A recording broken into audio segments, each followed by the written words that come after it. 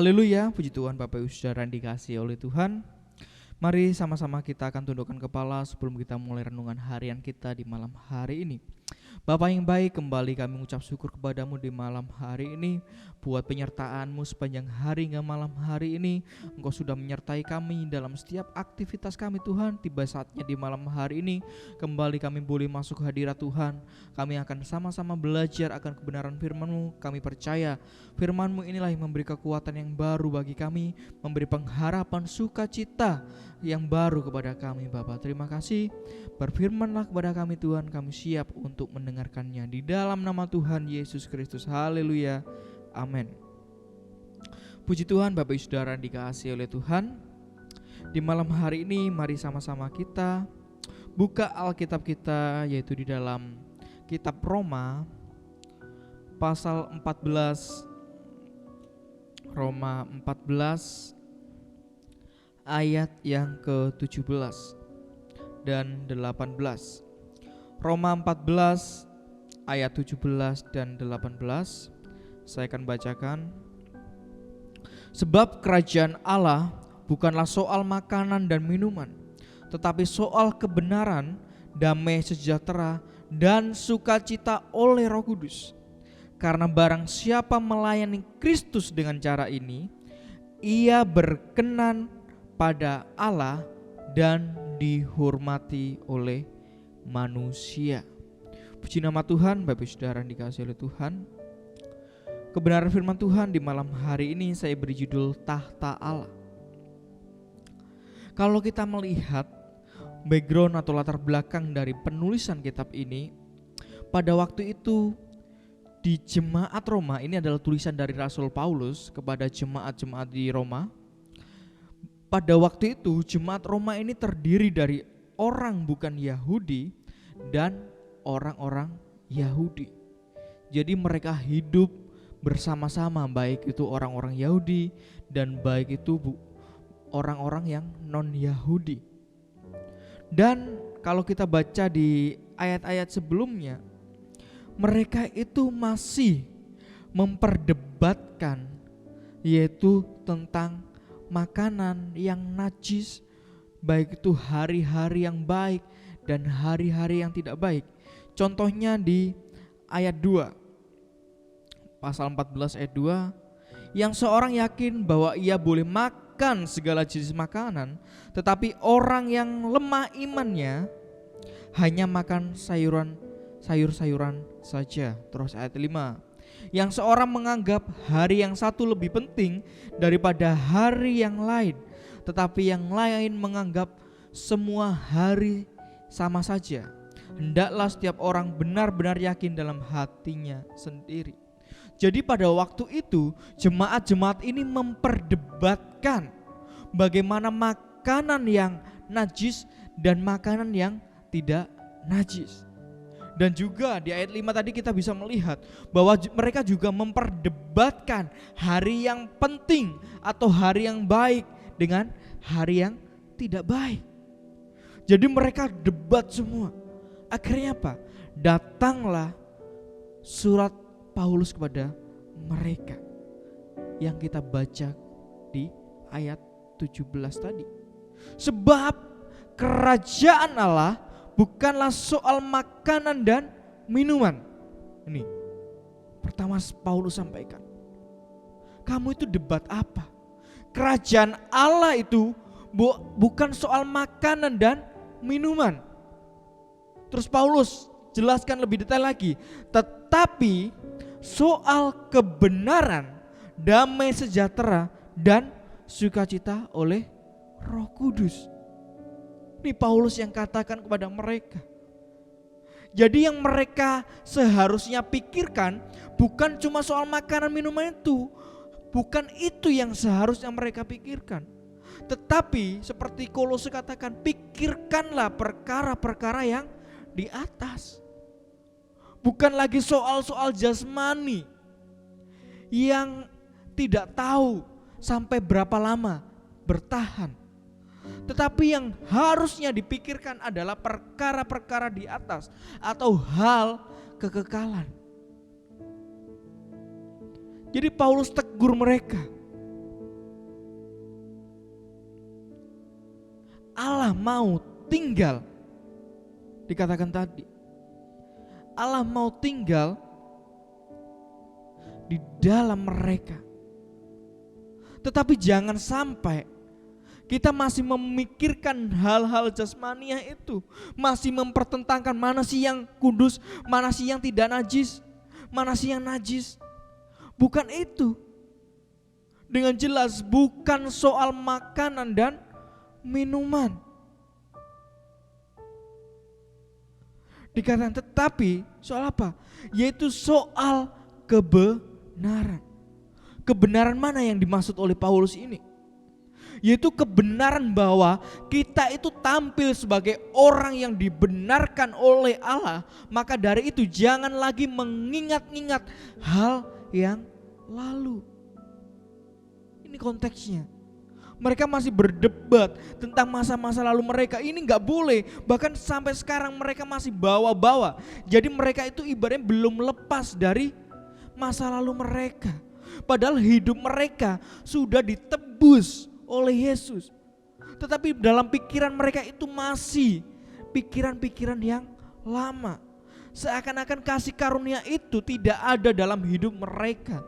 Karena apa yang dipikirkan bukan lagi kasih karunia Tuhan, bukan lagi perkara-perkara Allah, perkara-perkara yang di atas, hal-hal tentang kekalan, tetapi masih pikiran duniawi, bahkan masa lalu mereka.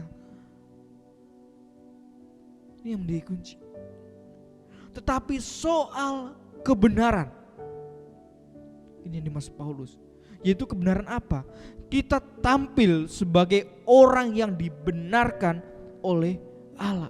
Jadi jangan lagi tinggal dalam hidup lama kita. Jangan lagi tinggal dalam masa lalu kita. Fokus kita sekarang adalah bagaimana kita menyenangkan Allah.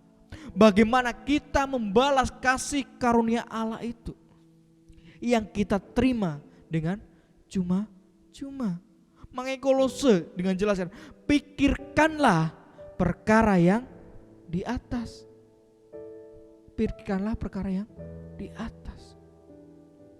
Kalau kita masih hidup dalam masa lalu kita, berarti kita tidak menghargai kasih karunia Allah. Kita tidak menghargai karya penebusan yang Yesus lakukan. Main dengan jelas Paulus katakan di tulisannya bahwa kerajaan Allah itu bukan soal makanan dan minuman,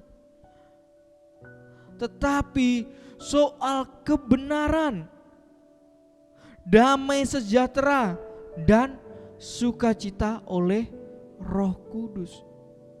Itu yang Paulus tekankan. Terus ayat 18, karena barang siapa melayani Kristus dengan cara ini, lihat, dengan cara yang dibenarkan oleh Allah, tampil sebagai orang yang dibenarkan oleh Allah, ada damai sejahtera, ada sukacita daripada Roh Kudus. Lihat, ia berkenan pada Allah dan dihormati oleh manusia. Jadi itu, jangan lagi kita hidup dalam masa lalu kita. Jangan lagi kita ingat-ingat dosa kita. Jangan bangga dengan dosa yang pernah kita lakukan. Allah tidak menghendaki yang demikian. Jangan bangga dengan dosa yang Bapak Ibu Saudara pernah lakukan.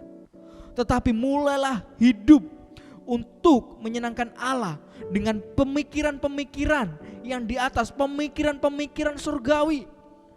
Apa yang akan kita lakukan untuk menyenangkan Allah? Apa yang akan kita lakukan untuk membalas kasih karunia Allah? Itu yang Yesus inginkan. Makanya dengan cara demikian, dengan hidup baru, tidak mengingat-ingat dosa lagi, engkau berkenan akan Allah. Engkau menghargai kasih karunia Allah. Engkau dihormati oleh manusia. Kenapa? Karena engkau tampil dengan manusia yang baru, manusia yang ditebus oleh Allah, manusia yang menerima keselamatan daripada Allah. Jangan lagi memikirkan hal-hal yang tidak penting. Seperti jemaat-jemaat di Roma ini masih memikirkan, oh makanan ini najis, oh makanan ini tidak najis, oh hari ini baik, oh hari ini tidak baik. Masih memikirkan hal-hal seperti itu. Sebenarnya kalau kita sudah menerima keselamatan, anugerah daripada Tuhan, kita menjadi ciptaan yang baru. Pemikiran kita adalah pemikiran-pemikiran surgawi. Kita tampil sebagai orang yang dibenarkan oleh Allah. Jadi hidup kita jangan melihat masa lalu kita. Ketika itu Allah akan bertahta dalam hidup kita.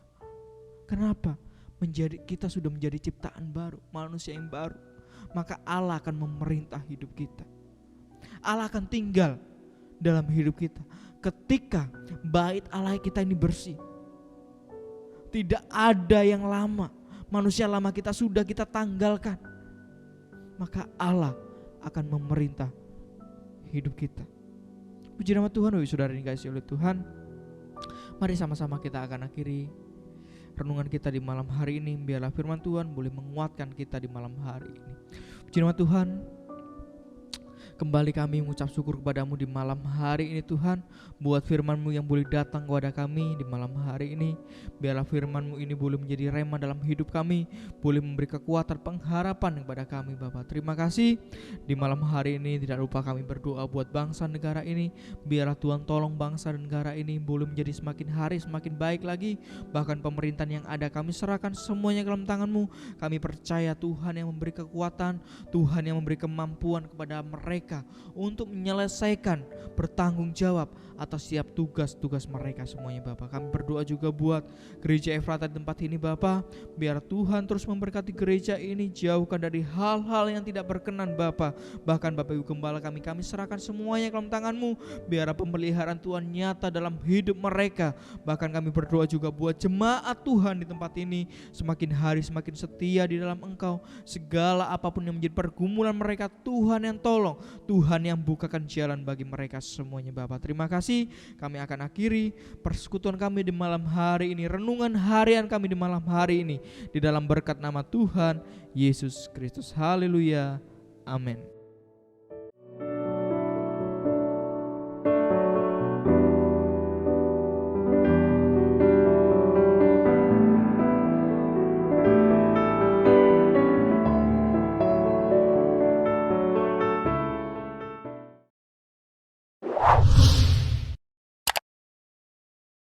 Subscribe channel YouTube GPDI Efrata Yogyakarta dan aktifkan lonceng notifikasinya untuk mendapatkan informasi seputar live streaming dan video khotbah terbaru lainnya. Tombol subscribe berada di kanan atas channel kami dan jangan lupa klik tombol loncengnya. Tuhan Yesus memberkati.